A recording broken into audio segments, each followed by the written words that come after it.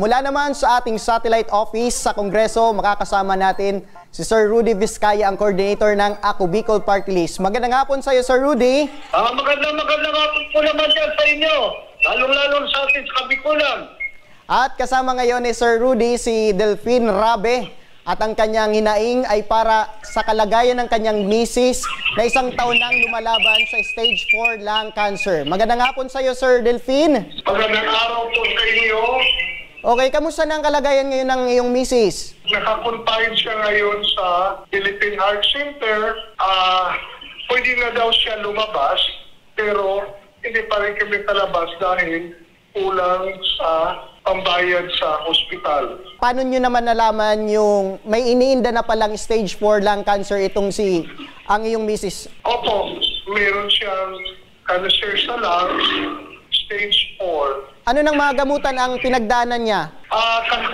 Kaya po siya napasok sa heart center dahil nagkakomplikasyon siya sa puso at saka sa baga. May anak po ba kayo ni nanay? Meron po isa. Okay, alam niya na ba ito na yung sitwasyon ng iyong misis? Alam po. So, kamusta ang anak ninyo sa kinakarap niyong problema ngayon?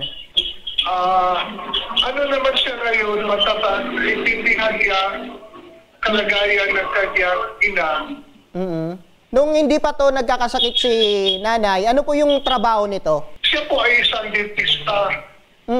So ngayon na nagkasakit si nanay, paano nyo po ngayon natutustusan ang pangangailangan ng gamot ng misis mo? Meron kami konting savings na may tago at saka tumulong ang may tulong ang mga kamag-anak ko po. Okay, sumasapat naman ba ito tayo sa gamutan at syempre yung pangangailangan nyo ng anak nyo sa pangaraw-araw? Kasi lang po sa amin, kaya lang dahil na hospital siya ngayon, kailangan namin ng tulong pambayad sa hospital. Okay. So, ibig nyo sabihin, ang inaalala ngayon ninyo is yung bayarin or bill sa ospital? Opo. So, magkano na po yung umabot, yung bill natin? Halos umabot na po ng 700,000 ang kanyang mabayarin sa ospital. Okay, tatay, para sa agarang pagtugon sa pangangailangang medikal, balikan natin Sir Rudy. Sir Rudy? Ito si tatay ay naglakas loob na lumapit po sa ating mga staff para magtanong kung sino po ang dapat kausapin para matulungan po siya. Okay. Tama naman, at ako naman at marami rin naman akong pinakausap na tao at isa naman ay dumulog sa akin at siya humingi sa akin ng tulong para sa kanyang may bahay. Madaling salita, tinignan ko kagad ang kanyang mga dokumento para kung talagang matulungan natin itong ating kababayan ito. Nung mabasa ko ang kanyang mga dokumento, talagang malaki ang kanyang babayaran sa heart center.